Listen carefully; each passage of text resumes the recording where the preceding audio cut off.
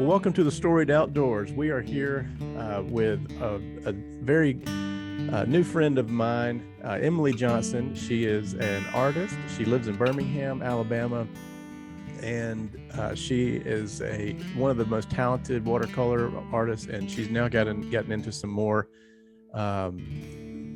different media and different types of art that she's been doing. And we're going to talk a little bit about that. But Emily is married to Scott. Scott's a friend of mine, and they have 3 children. And Emily, let's just dive right in. Thank you so much for coming. I'm excited to be here. Thank you, guys. I know where everybody listens to the podcast, and hopefully some people will see some of the podcast because the art that's behind you is awesome. So I look forward to hearing how we got there. So you're all framed up and got a great backdrop. I have my office backdrop. Brian's got this wonderful warm fire burning behind him with his North Face jacket on, feeling all cozy. And here I am in my church office. So I'm not feeling quite as inspired as the two of you are right now, but this looks amazing. Yeah, we're coming at you live from Woody's Fish Camp. Woody's Fish Camp. Hey. Special place in my heart for that. We have a lot of fond memories here, and looking forward to many more. Oh yeah. So Emily, you grew up on Lake Martin, is that correct? That is right. I love Lake Martin so much. So Brad, so you and literally grew up there, or you vacation really there? Because everyone I know vacations there, but you grew up there. So I grew up in Alexander City on Lake Martin. And literally that's the only house I'd ever lived in. Wow. Woke up to the lake in my backyard every morning. It's amazing. Incredible. Wow. I'm more grateful for it now than, when you're growing up, you always take it for granted, but it's still something. My parents still live there, and I'm so glad we get to go down as much as possible. Wow. I grew up on the lake. So a lot of the inspiration behind all this, and I'd love to tell y'all how I've gotten to this point with fish. My dad is a bit of a boat connoisseur. So he loves boats. He flips boats. Oh, wow. So it was it's very interesting. So right now, so when you say flip boats, you mean you take them, you fix them, and you sell them. Just to make sure, because usually flipping a boat's not a great idea unless you're perhaps a kayaker. Yeah. I didn't even think about that. Yeah, I flipped a kayak one time. That wasn't a great thing. Yeah, threw my brother-in-law right into Lake Gunnersville. Restores them. How about there that? There we go. I was thinking flips boats. Yeah. So I've always grown up around boats.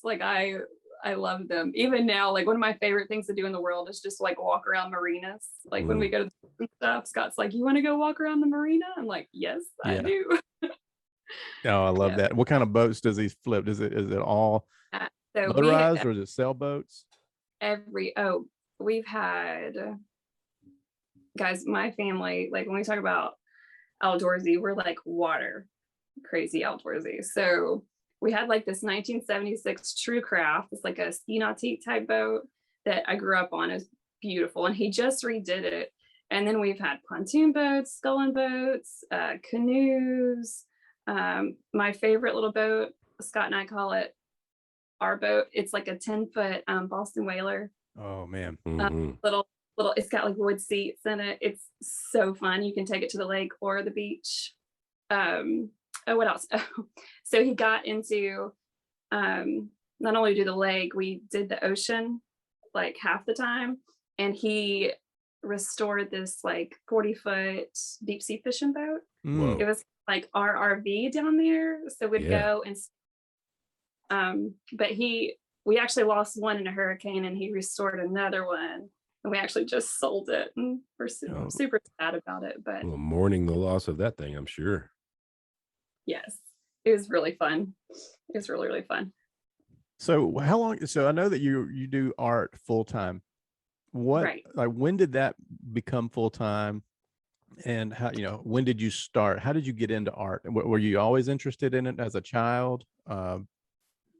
Yeah. So I've always I've always loved art. I remember in second grade selling a coloring sheet to a friend for 25 cents, like wrapping it up, and like seriously, I feel like that was like the start of my art journey. But I remember coming home from a trip to the beach in like fifth or sixth grade, and my family, we had just kind of started to get into like snorkeling really big, and we had just started kind of doing some deep sea fishing and stuff, and I had done a watercolor angelfish like as like a 10-year-old, and remembering I love this, like I love this. And it's funny, as I've gotten more into fish over the last 2 years, my mom has reminded me of so many times back in my childhood that that's all I painted was fish. And it was because we went on these like crazy cool trips, and so of course I came home and painted angelfish and mahi and coral and all the stuff we had seen and experienced. And my first art show I ever entered in ninth grade was a queen angelfish. My parents like have it hanging proudly in our still. Yeah, so it's really cool. I went to Stanford, and I really wanted to major in art. Like I really wanted to do that, and my parents were super encouraging of me getting a very practical degree, which I'm grateful for. So I majored in nursing. I started out in biology. And so I was actually a nurse for 10 years. I was a floor nurse and an ICU nurse. Wow. Yeah, and started Etsy on the side because I had to do art, like something that just has to come from me. And so I started doing fire Etsy. in your bones. It is so much.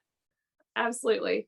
And so it's funny, as the years progressed, Etsy grew bigger and bigger for me. And Brian, you probably know, as a writer, when you love to do something, I kind of wanted to do it all.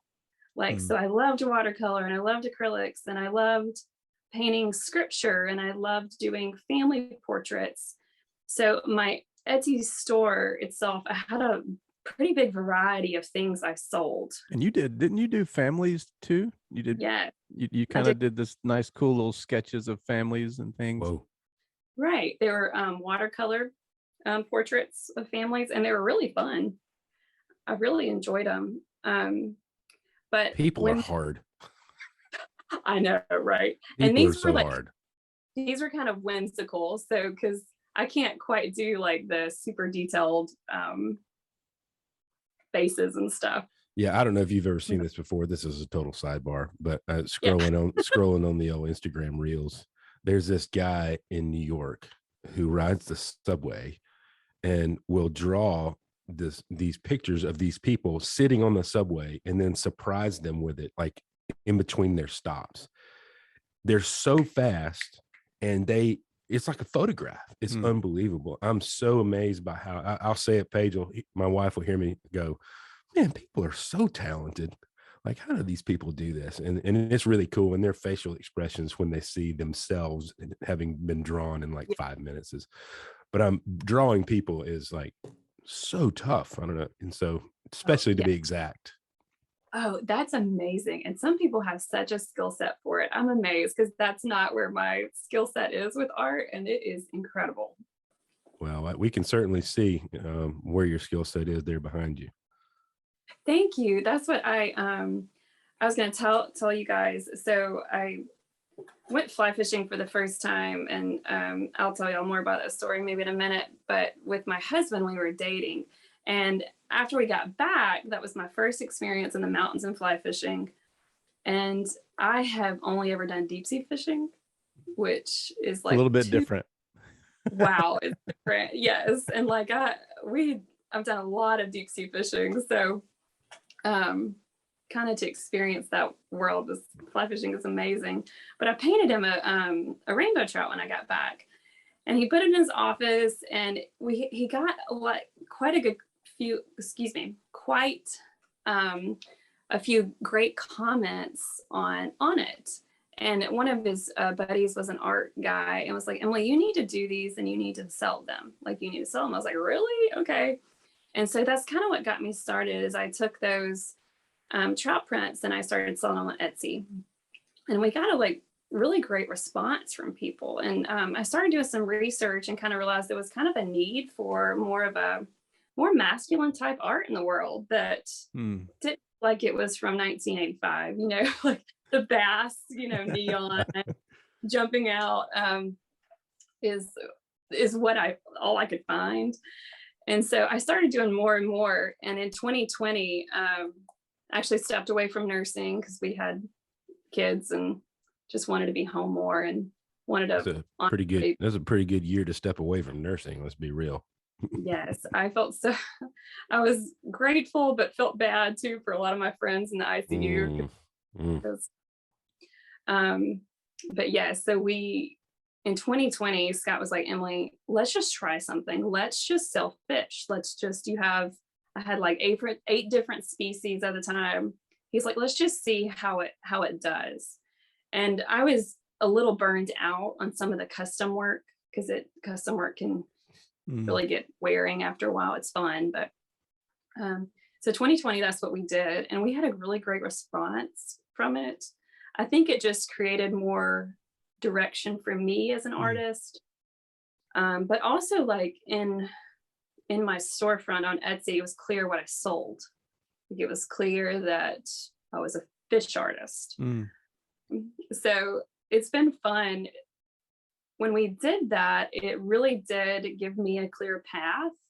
So when I came to my art space to paint, I knew what to do, because sometimes, like as a creative, it's hard just to pull things out of the air. My mind is always like going. So it really helped ground my art. And it really fit. There's so many fish. It became really fun. And it was something I loved and was interested in because of my background on the water. And so so that's what we started doing. And it just, people would start messaging us, hey, can you do this? Can you do this? So I feel like now I have this really great knowledge base of all these different fish across North America.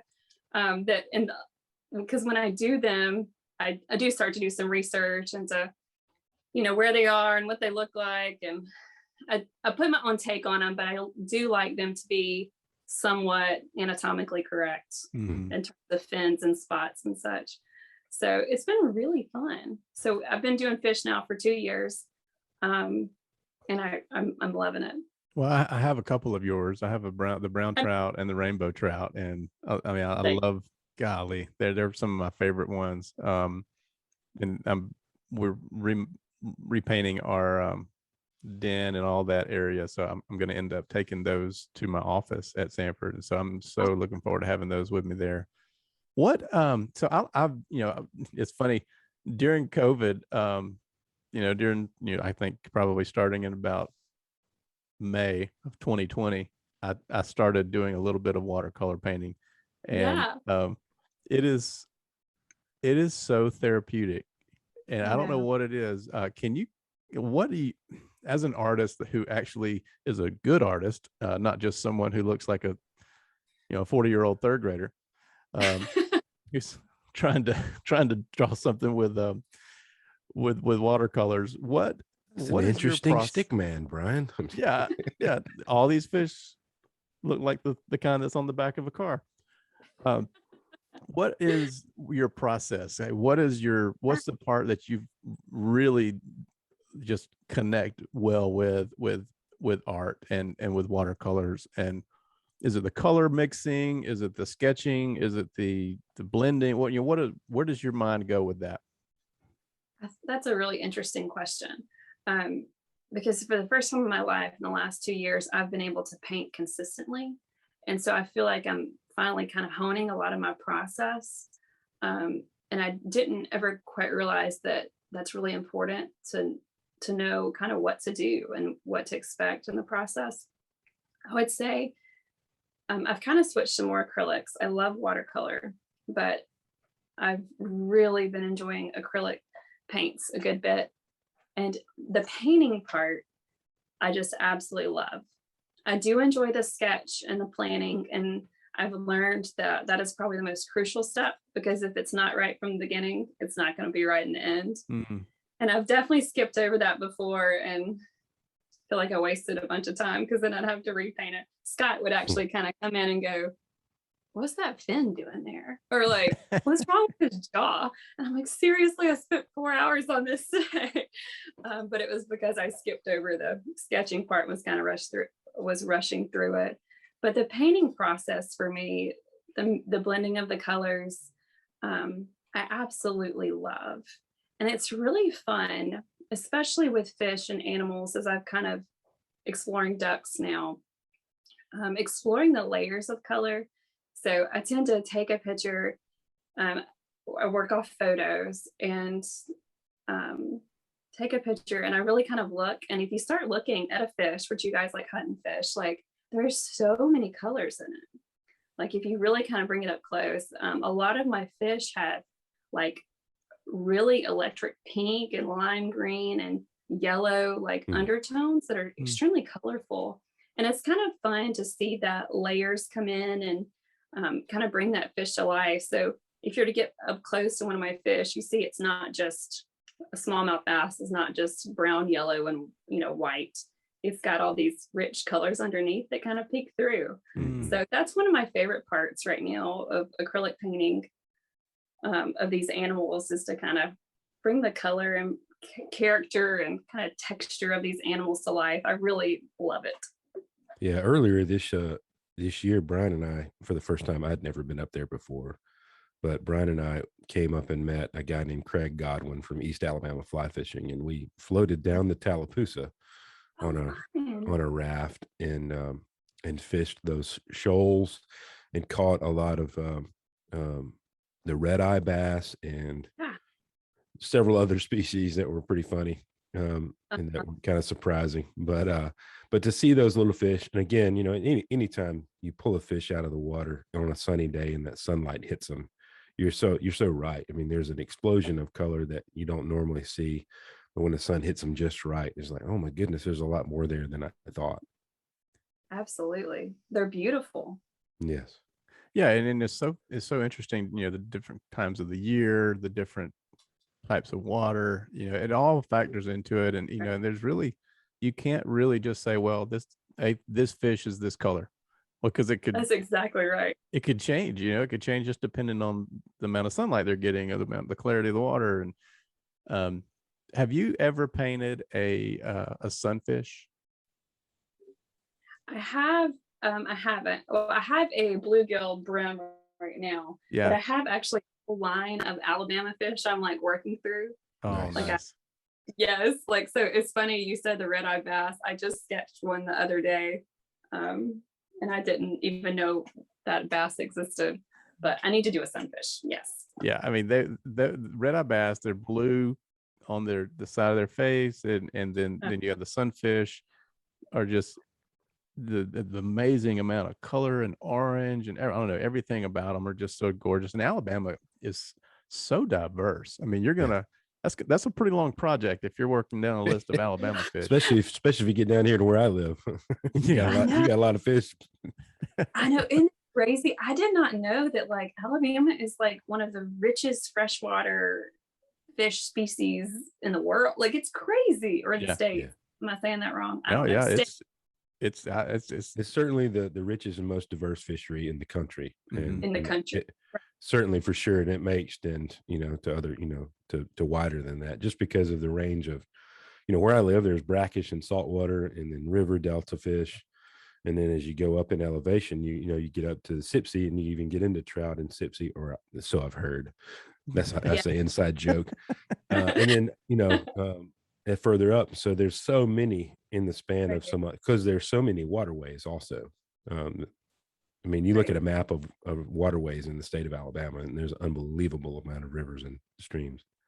It's incredible. I love our state so much. I know you guys talk about this, but as Scott and I have started kind of getting out more and exploring and doing this stuff, like Alabama is such an amazing state to live in. I love it so much.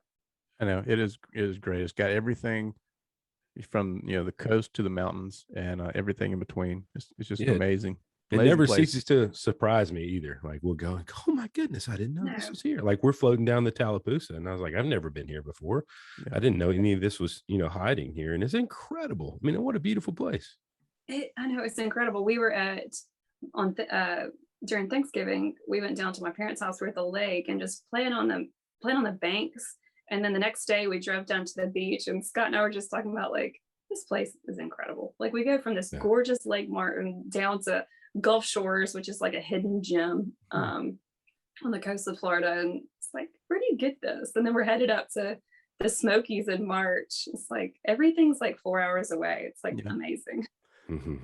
So, shifting gears just a little bit, what we talk about on this podcast, the stories that we tell, and the experiences that shape us, and the adventures that shape us. And so, is there a connection with the outdoors that has shaped you, that God has used to shape you spiritually, or that really just something comes to mind about an experience that you may have had where you really connected with God through the outdoors? Growing up in the water, it's being outside has always just been a part of who I am. I really feel like when I'm on the water, I do feel that it's always an experience with the Lord. Like just simply riding on the boat, I'm like, God, you are so good. This is so amazing. But there are times in my life where different moments on trips and stuff, an experience has stuck out. My husband and I went to the Keys, Florida Keys, in September. We just needed a trip. We were away. And so we went down there for a week, and we actually were going to rent a boat and just kind of dink around the bay. And it's kind of fun just to explore and see what you get into, just fish and snorkel.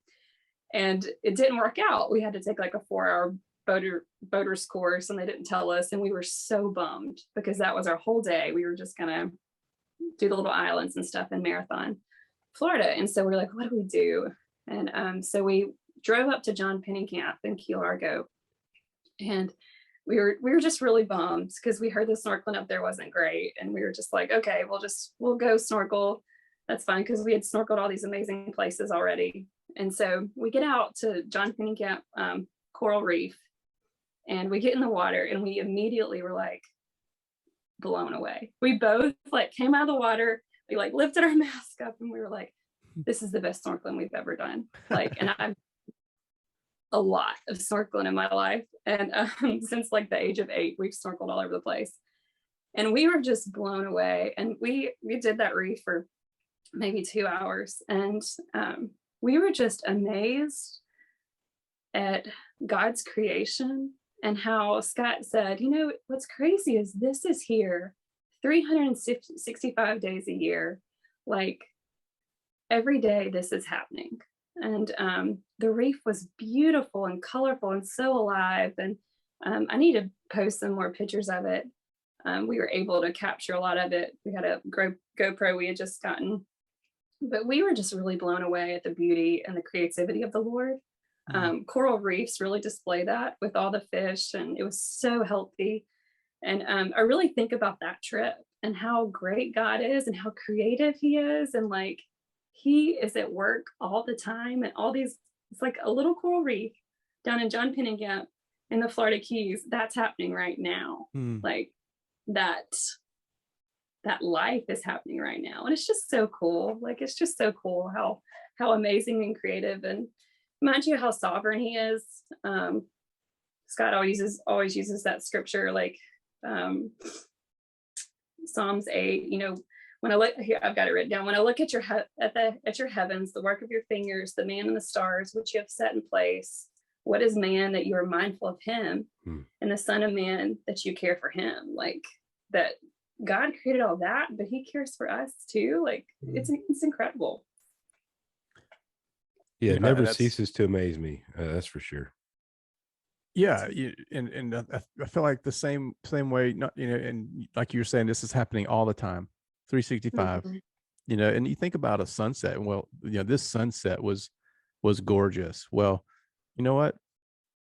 Happens every day. It's every day. It's mundane for God to be beautiful. And isn't that something? It's an incredible thing. and a lot of times we talk about this also sometimes on the podcast, the the areas where we think are the trips going wrong, things aren't going where it should, Right. things are Yeah. just not turning out the way that they should. When you still get out there and you're intentional about still pushing on to maybe, okay, this is a detour, you find some really great things, just like that snorkeling trip turned out to be, one of your favorite of your whole life. We don't see those whenever we just kind of give up when our plans go awry. Yeah. That's exactly. It's kind of funny. I know you guys talk about that. It's like it really some of the best experience come from the worst moments on trips. And um, I may diverse a little bit, but my husband and I had a trip. We wanted to go camping so bad last fall. And we wanted our kids to experience camping, and my husband grew up camping. He did the mountains, I did the ocean and lake. And so we kind of married these two things. And so I was like, okay, let's go. And it was the worst trip of our life. It was terrible. It was camping with a crawling baby and a 3-year-old potty training, and a 6-year-old was not the brightest idea. But gotta pick your battles, Emily. Right. It was so bad, but we have laughed and got more out of that trip than anything, just because everything about it was so bad. I think Scott one night ate like a cold hot dog for dinner. I had a Hershey bar. Like it just, it was one of those trips. So what were we thinking? But my kids, like, they talk about it like it was the greatest trip ever. Yeah. And we have these pictures from it that were like, we're so happy. And I was so tired. Oh my goodness. Like, I'm so glad we did it. Like, I'm so glad we did it. And they want to do it again. I don't really want to go camping for a while. Not on my radar. I'll get a cabin, but yeah, anyway. with littles like that, that's pretty challenging for sure. Yeah, I don't know what we're thinking. Yeah. Well, you learned. We learned. So Emily, what art is such an interesting thing, and it's so subjective. There are a lot of people who listen who I've talked to. They want to either get into photography, or they want to get into watercolor, or they wish that they could do something artsy, but they don't feel like they got it in them. Yeah. I feel like it's so subjective as to what is like really pretty art, and what people find is good and what people find is mediocre or bad. But when I'm sitting down and I'm doing a watercolor or something, I don't want to compare my watercolor to someone like you who is a professional, but I get so much joy out of it. Yeah. Even though it's not going to be maybe presented to the world.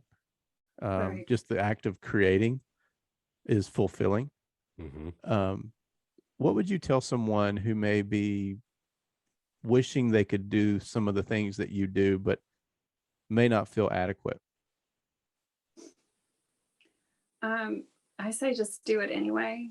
I feel like I was talking with a friend the other day about this. It's like, I feel like we have this need to create. And it brings a lot of joy no matter what it is, whether it's like cooking or knitting or painting or writing. I feel like it's just in us to make things and create. And I say just try and do it anyway. There's so much variety. And if you talk about just art in general, like watercolors, acrylics, drawing, like there's so much variety. Try it all. Just like try it all. I do say try to find a class. Like Skillshare is a great place to start. I do classes on Skillshare all the time. It does art. I'm learning this even as I grow. I feel like I'm still kind of in the beginning of my art career, that there's a lot I don't know. And I need a teacher, I need a mentor to tell me things like how to do this, how to do that, what supplies to use. So I think that's a great starting point. Start like with a class, like on Skillshare, and try a variety mediums, because you may find there's one you like way more than others. Even now I try to kind of switch it up and go from watercolors to acrylics, and I'm getting into pastels and I want to try oil paints, and just realize that no art is perfect.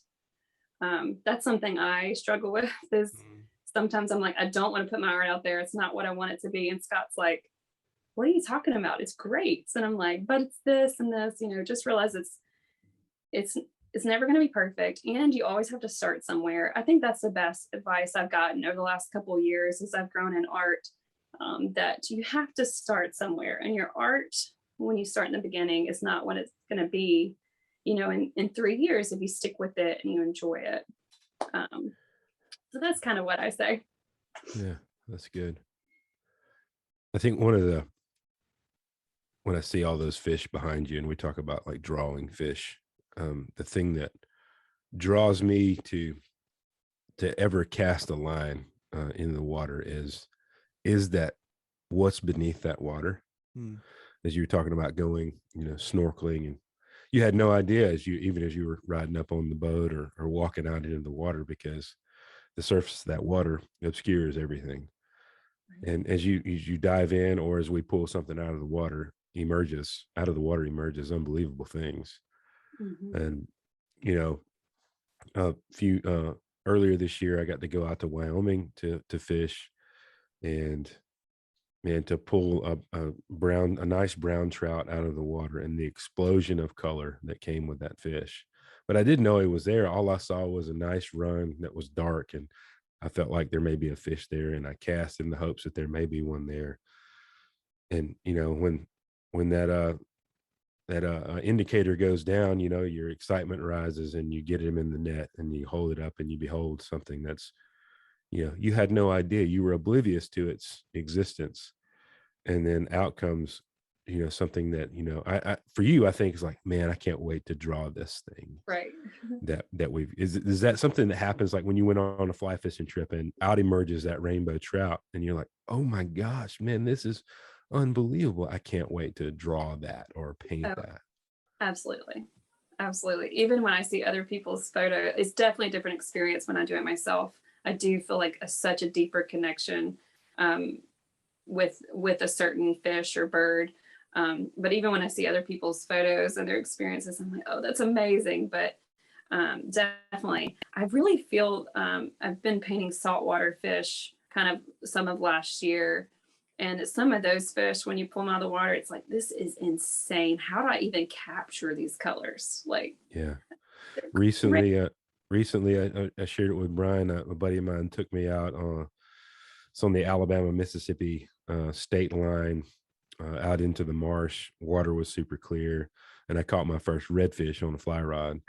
wow. And to hold that redfish up and to see that explosion of copper and metallics in those scales and that, distinct spot on his tail. Yeah. It's just like, man, a photo's not going to capture this, how do you capture that kind of beauty? It's just incredible. What was cool is I could see him too. There was no mystery as to what was there. The water was super clear, and I could see him, and the mystery was he going to bite or not? Yeah. But yeah, it was really incredible. It's the first time ever I've gotten into the drag on my fly rod. Once he realized he was hooked, he decided to test the drag on that fly rod, and it made it sing when he decided, oh, I'm hooked. That's Wow. incredible. That's amazing. There's something so, I don't know, optimistic and hopeful about a blank page or a blank canvas that, Right. when an artist or someone who creates sees something into that blank piece of paper or canvas or whatever, it's so interesting to the way someone like yourself, your mind works whenever you can see that before it's even on the page. And I just feel like that's almost like it's got to be kind of like a mindset as you go through life, as you're able to kind of see what something could be rather than what it maybe is.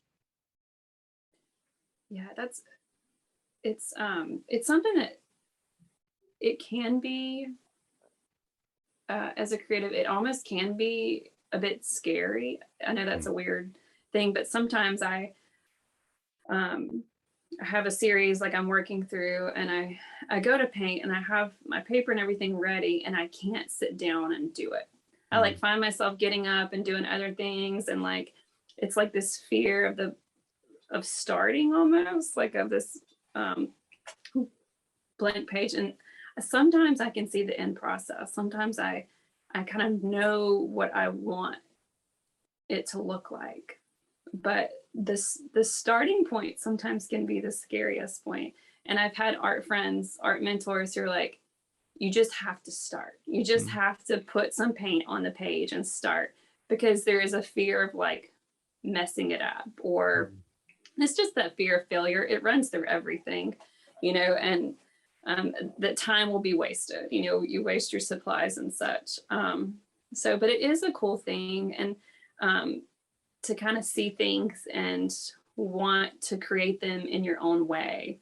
And that's one of the things my husband and he kind of runs my art business with me. He does half of everything. I'm kind of the creative, and he's taken over more of the stuff I don't enjoy, like taxes and fulfilling orders and such. That's where his gift lies. But it's funny, even when I decide I'm going to do a series, like I've been working on these salmon series, he has a vision for how he thinks it should look, and I have a vision for how I think it should look. And I finally told him, I was like, just trust that it is my own artistic interpretation of a Chinook salmon, like. Well, there's only really one way to settle that. You're going to have to go catch them, plan a trip and go catch them. And then you'll know for sure. I approve this message. Guys, it is, yes, that is Scott, my husband's so funny because he's a fishing guy. And as I've kind of gotten into this, like I've said, we really need to, like, exactly that. I was like, we need to go experience it. Like I've been painting these like northeastern fish. Like, have y'all ever done pike or muskie fishing? No, actually caught my son and I down here in Rabbit Creek, which lets into Dog River, which dumps into the Mobile Bay. We had a R2D2 Zebco 33 themed fishing rod with a beetle spin on it. And I hooked probably a 19-inch pike. That's on insane. And I thought, there's no way that's coming in, but it did come in, and it didn't even fit in my sad little trout net. And that was the gnarliest looking fish, man. When you said it has like teeth. I thought it was a gar when you sent it, but no, it's a pike, and it was a pike. And I was like, I didn't even know we had these here. And then something funny, not funny. My son was so enthralled later on as he's fishing, he wasn't paying attention. He stepped right off the dock. And he fell into that black water, and I had to one arm him up out of the water. He's soaking wet, and all he could think about was that fish we'd caught that had those teeth. Is the snap teeth. Surprised he wasn't walking on water. Yeah, no, he wasn't. Yeah, he was wishing he was. But what a gnarly fish! And I said, I didn't even know we had those down here, but we did, and it was really cool to see it.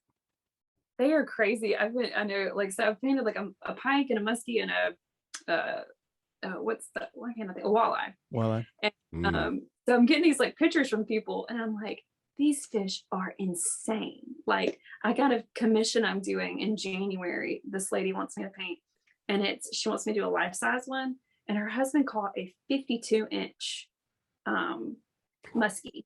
Whoa. Yeah, so it's gonna be like huge. But Scott's like, now he's all the time, he's like, so when are we going muskie fishing? Like, we got to go out to Canada, we got to go muskie fishing. And I'm like, yeah, we do, don't we? He loves it. But yeah, those are crazy. So here's one thing I want to find. I'm so interested. So I heard you say something, and then you said it different.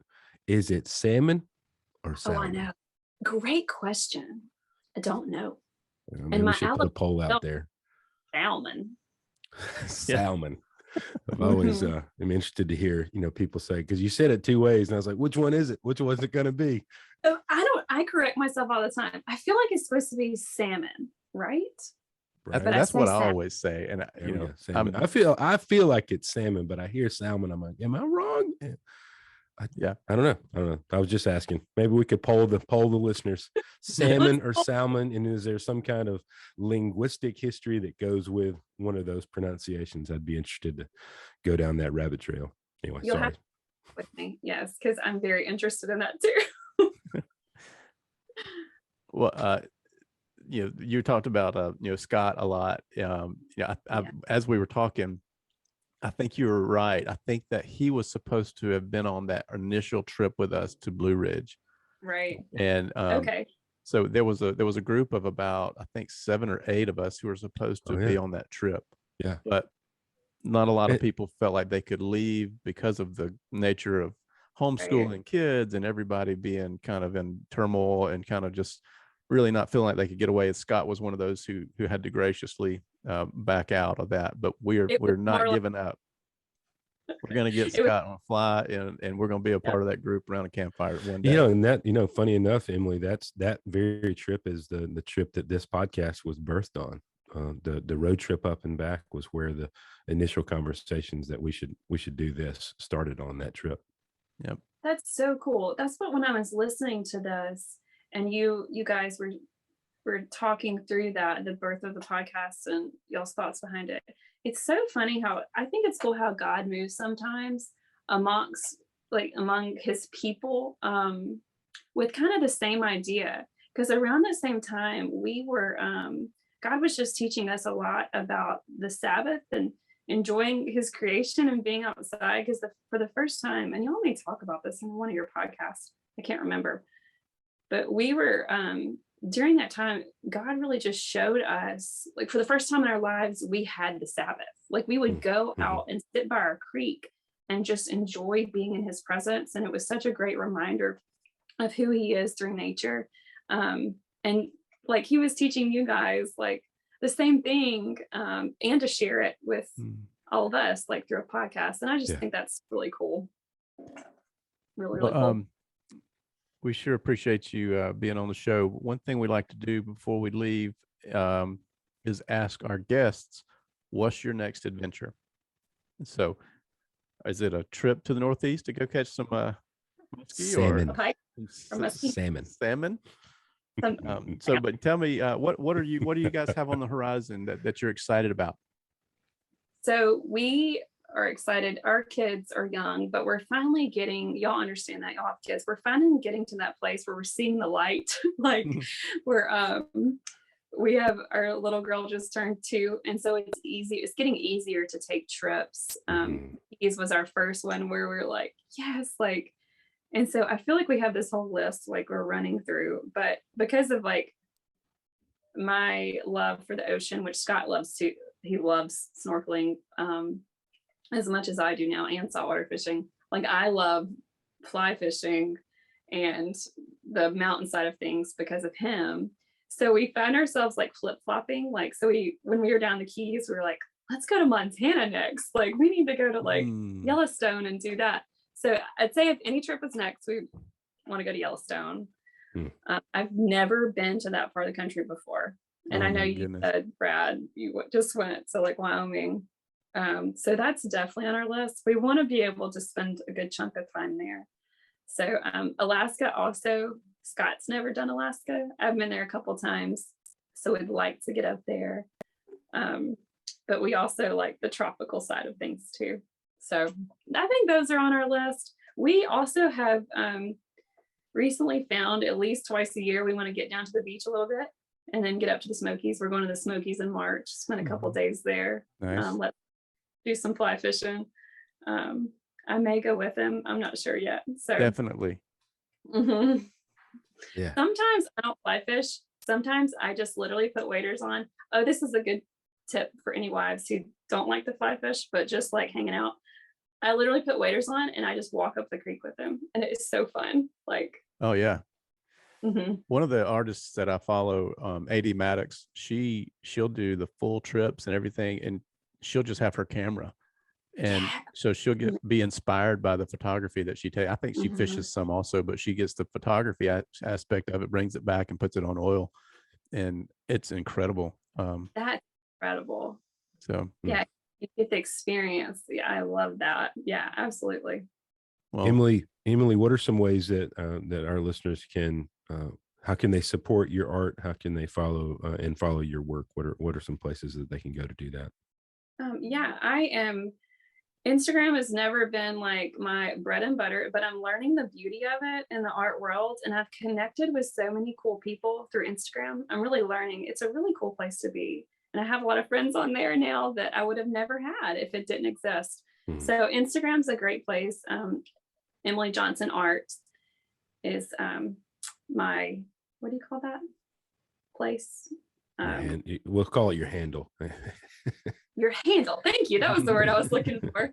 Emily Johnson Art. And I'm slowly kind of telling my story, my history with the water and how obviously fish come out of that, and ducks now too. mm-hmm. But Etsy is my main shop. So it's Emily Johnson Art on Etsy. And I just launched a website. Awesome. It's emilyjohnson.com. Yeah. So all of that you can find on Instagram. Yeah. And what we'll do is we have the storiedoutdoors.com, and we'll have a specific page for your episode, and we'll link all of those sites on there too. So there'll be a one-stop shop to find you there, and maybe see a little summary of this episode and listen to it from there if you want to. And then we'll link everything, that way people can find you and find more great photos and great pictures of the things that you've drawn. So man, I love looking at them, and I love following your Instagram too. So hey, you should do some videos of you drawing. You should set your phone up, because I'm so enthralled by that. So I'll always stop at those whenever I see those. So you should do some of those. It'd be really cool. Yeah. Oh, thanks. Yeah, that's actually an encouragement to me to do them more, because I like them too. I actually love reels. I think they're super fun. It's like a whole new thing on Instagram. But it's certainly a black hole where I can waste some time. Right. Absolutely. Yeah. And they make great Christmas presents too. If you have if you're listening to this and you have a someone who in your life likes to fish, there's an assortment of fish. It's not just trout, it's not just saltwater, but it's got bass and others there too. So Brad, you do so well at closing us out, but before we go, I want to just say thanks to Emily. Appreciate you, and thank you for the art that you're putting in the world. It's really great, and it's good to hear your heart and kind of how you feel. You feel like this is a way of kind of experiencing God's creation. So thanks for being a part of this. Yes, and so encouraging and incredible. And we hope, man, I really hope people do pick up and go, I think I'm going to try, and to just put something on the paper. I think, one of the reasons is I believe what Scripture says, that we are made in His image, and He is, as I talked about earlier before we started recording, He is the creator. And so when we take time to create, whatever that may be, we are embodying who we are in the image of the creator, and it draws us closer to Him. So I love anything creative like that, and that outlet that's why it's so fulfilling, because that's part of who we are. And so when you're able to, Emily, rest in your gifting and who God's created you to be as a painter, as an artist, man, what a restful place to be, doing what God's created you to do. So it's cool to see someone living that out. We're so thankful for people that listen. I can't say that enough. We didn't know what this would be like when we got this started, when we were dreaming on the way up to go fishing, and like, let's start a podcast. I'm not sure if we should do that. There's a lot of podcasts, but I'm so glad we have. And there are a lot of people that do listen. I'm always surprised by the amount of people that listen and how encouraged they are by these conversations. So we do want to push more people to the website, because the storiedoutdoors.com is chock full of all of these interviews and photos from adventures, and links to the people that are writing books and they're creating and making art. And so all of that for you, Emily, will be on there. We hope people will go to the storiedoutdoors.com. If you have questions or comments or encouragements, you can send them to the storiedoutdoors@gmail.com.